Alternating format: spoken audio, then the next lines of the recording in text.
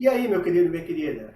Voltou? Legal. Primeira aula foi bacana. A gente falou sobre as decorrências, né? O que acontece na teoria das relações humanas.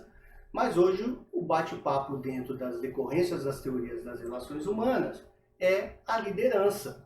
Então observou-se, né, na teoria das relações humanas, a necessidade de liderança. Foi uma decorrência daquele estudo feito lá atrás.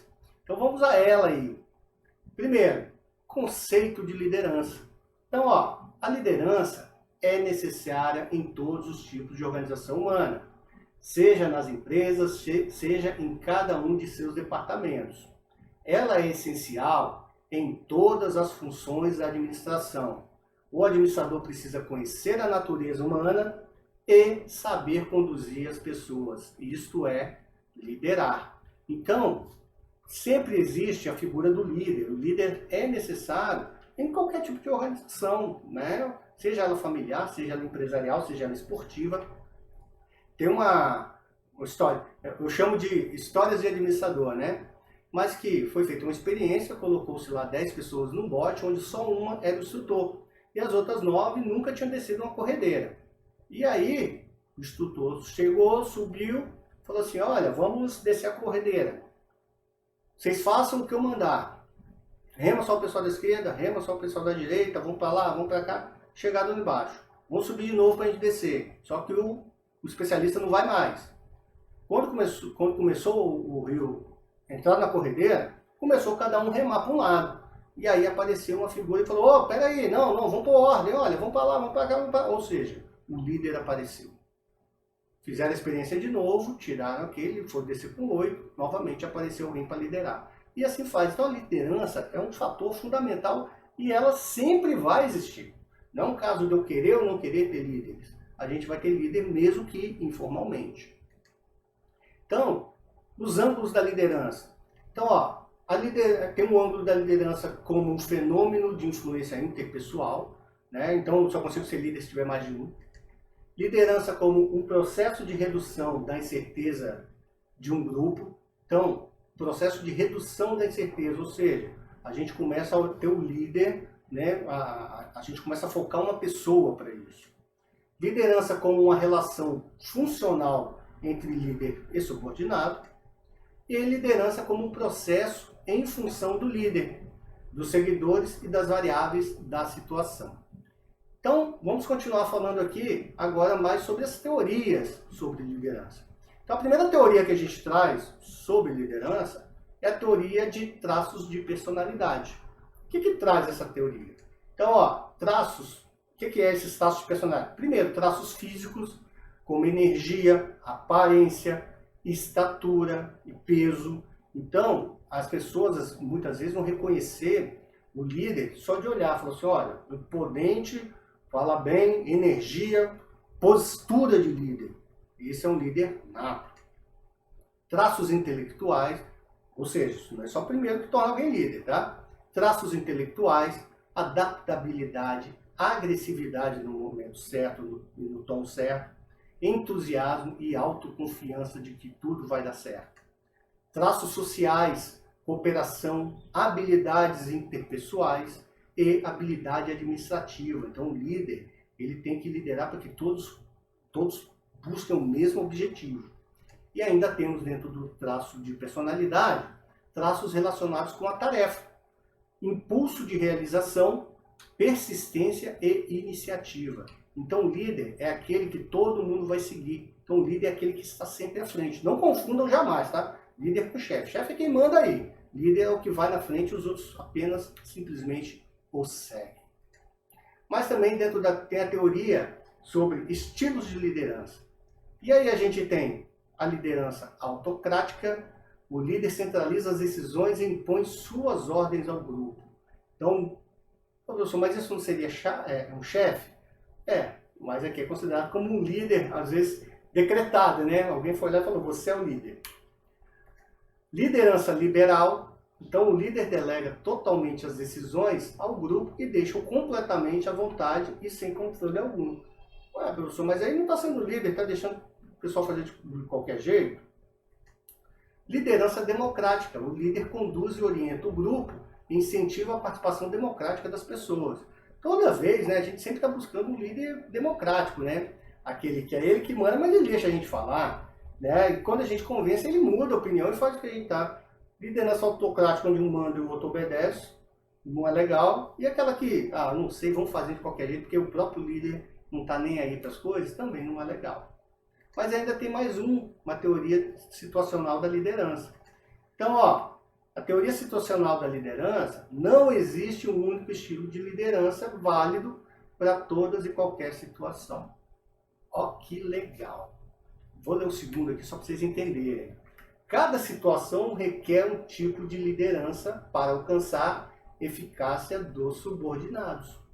Olha que legal! Então, dependendo do momento, imagina, você está numa situação onde a decisão tem que ser muito rápida, onde você tem que ser, além de ser rápida, tem que ter muito enfático na decisão e você não tem tempo de conversar com seus colaboradores. Então, eu preciso de um líder autocrático, aquele que vai mandar. Não, mas não, faz, agora é a hora do fazer, não é a hora da gente deixar para lá. Beleza, nós estamos lá, não céu de brigadeiro, né, mas mar de cruzeiro, tá lá o navio, não tem uma ondinha, não tem nada, o barco está indo, você é o capitão, o líder do barco, e aí você fala, não, vocês podem ir navegando aí que tá tranquilo, pode ir tomando as decisões, porque eu tô vendo que não vai ter problema nenhum, então, tá bacana, pode ir fazendo aí, é bom que vocês vão treinando já, às vezes treinando a própria liderança que vai te substituir. E tem também aquela hora onde não tá tão calmo, mas também não tá aquele pandemônio, onde você pode falar assim, olha, nós vamos tomar uma decisão e tem tempo, então te consultar a minha tripulação para saber se vai dar certo, o que eles acham, o que eles pensam, de repente surge alguma ideia. Então a gente vê que, dependendo da situação, a gente precisa de líderes, precisa que o líder se transforme em vários tipos, tá? Só um líder, só um tipo não dá muito certo. Então, a gente tem aí a teoria de traços de personalidade, só para a gente fixar, características marcantes de personalidades possuídas pelo líder.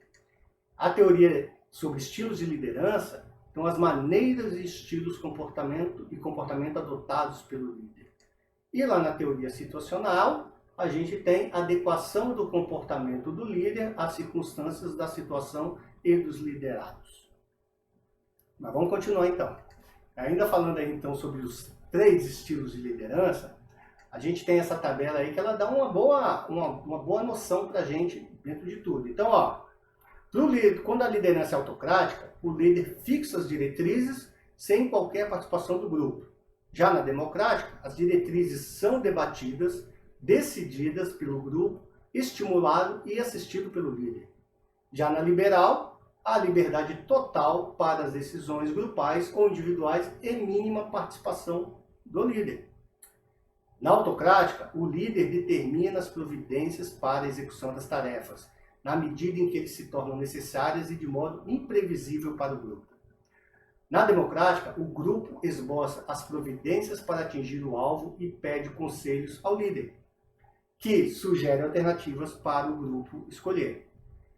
Já na liberal, a participação do líder é limitada, apresentando apenas sugestões quando solicitado a fazer. Na autocrática, o líder determina a tarefa que cada um deve executar e os colegas de trabalho. Na democrática, a divisão do trabalho fica a critério do grupo e cada membro tem liberdade de escolher seus colegas de trabalho. Na liberal, a divisão do trabalho e escolha dos colegas fica totalmente a cargo do grupo. Absoluta falta de participação do líder. Eu acho legal que quando a gente está na sala de aula, a gente manda fazer os grupos, a gente é liberal. Não, faz aí e tal, deixa aí as pessoas vão, se juntam com aqueles colegas, aquela amizade informal que eu tenho, que é meu melhor amigo, e é sempre os meus grupinhos. E aí tem hora que a gente vai na autocrática, né? Você já vai e fala assim, eu decido os grupos, você, 1, 2, 3, 4. 1, 2, 3, 4. Nossa, dá uma confusão danada, e aí o pessoal apela para a democracia. Não, professor, veja bem, vamos tentar mudar. Não, olha só, porque esse trabalho vai acabar no extra classe, a gente mora perto, ou seja. E aí, muitas vezes o professor vai falar, não, então tá bom, dado o argumento, a gente muda. Então Então você vê, na mesma sala de aula você pode ser liberal, você pode ser autocrático, você pode ser democrático na sua liderança na sala de aula. O último ainda aí na última linha, o autocrático, o líder é dominador e é pessoal nos elogios e críticas ao trabalho de cada membro. Na democrática, o líder procura ser um membro normal do grupo, em espírito. O líder é objeto e limita-se aos fatos e críticas e elogios. Na liberal, o líder não avalia o grupo nem controla os acontecimentos, apenas comenta as atividades quando perguntado. Então, tenho certeza que você que está aí do outro lado já experimentou ter líder das três formas, autocrático, democrático, liberal, né, que deixava o barco correr, né, e você muitas vezes queria fazer diferente, mas ele era autocrático, às vezes você queria que alguém te dissesse o que fazer e ele era muito liberal. Às vezes, quando você encontra um democrático é bacana pra caramba, mas de repente é democrático. Mas às vezes você não tem muito acesso e por aí vai. A gente experimenta sempre todos eles, de vez em quando. Bom, e aí a gente tem os diferentes ênfases nos estilos de liderança. Então, ó, estilo autocrático, democrático e liberal. Então, ó, desses três líderes, a gente tem lá, né, para compor os subordinados. Então, no estilo autocrático, funciona do líder para o subordinado. Sempre assim. Vai funcionar sempre assim. Olha, eu mando e você obedece. Ah, mas eu queria... Não queria nada. Você queria fazer como eu te falei para fazer. Faça. Esse é o estilo autocrático. ênfase no líder. Já no democrático, ênfase no líder e nos subordinados, você vê que a setinha tem uma mão dupla ali, né? Então, ora ele passa, ora ele recebe. Ora ele passa, ora ele recebe. Né? Sempre aquela troca de ideias para que seja feito o melhor possível. Então, o ênfase está nos dois. Já no estilo liberal, ênfase nos subordinados, geralmente toda a maioria das decisões parte dos subordinados para o líder. Chega lá e só dá uma aval, tá certo, não tá? Quando pergunta, ele dá uma sugestão e por aí vai. Então, esses estilos de liderança, eles existem em qualquer organização, né? Existem dentro das nossas famílias, tem família que tem um líder autocrático, e hoje o líder autocrático dentro da casa já há muito tempo deixou de ser o homem só. Hoje as mulheres também são, né? Estão todas empoderadas. O estilo democrático, então, conversa, filho, pai, mãe sobre as decisões. E tem também o estilo liberal. Né? E é legal a gente trazer isso aí, porque é o seguinte, tem hora, uma mudança econômica, que é a confusão toda, se o líder for o pai, tem hora que ele vai ser autocrático. Vamos economizar, pronto, acabou, ninguém sai, não tem dinheiro, acabou. Se tá tudo ok, às vezes, vamos comprar um carro novo, vamos conversar com todo mundo, né? Que de repente a gente vai ter que apertar o cinto. Se for liberal, tá tudo tranquilo, né? Todo mundo quer fazer as coisas, vamos fazer assim, não, tá de boa, financeiramente nós estamos legal, a economia tá bombando, todo mundo tem pleno emprego, quiçá, mas, né, você vê que os três estilos podem ocorrer dentro de casa também com o mesmo líder, tá? E às vezes dentro de casa a gente tem ainda diferença, né? Às vezes tem dois líderes, né? Tem o autocrático, que não deixa nada, faz o jeito que eu tô mandando, e tem o liberal, né? Que é o que, não, pode fazer, faz o jeito que vocês quiserem, né? E aí dependendo, né? Pelo menos na minha época era assim, tinha pai e mãe, e aí quando a gente queria alguma coisa, pedia pra mãe que era liberal, né? Mas tinha, às vezes o pai chegava e falava, vocês vão fazer isso, e a gente fazia também, então a gente ficava ali, descobrindo para quem que a gente pede as coisas. Bom, e aí a gente tem um contínuo de padrões de liderança, né? Então, esse quadro aí é muito legal, porque ele mostra aí do seu lado esquerdo, liderança centralizada no chefe, né? E do outro lado a gente tem a liderança descentralizada nos subordinados. Então você vê que tem de um lado aí a área de autoridade do líder, do outro lado, onde está cortado por essa diagonal, a área de liberdade dos subordinados. E aí você, ali embaixo está um monte de setinha para cima e está ali, né? 1, 2, 3, 4, 5, 6 e 7. E lá embaixo, na hora que você olha, está o autocrático do lado esquerdo, consultivo no meio ou democrático, e o participativo lá no final. Então, ó, lá no 1, né, quando a liderança está mais para o lado do chefe, líder toma decisão e comunica ao grupo. Depois, à medida que isso vai avançando, o líder vende sua decisão ao grupo. Lá no 3, o líder apresenta suas ideias e pede sugestões e perguntas.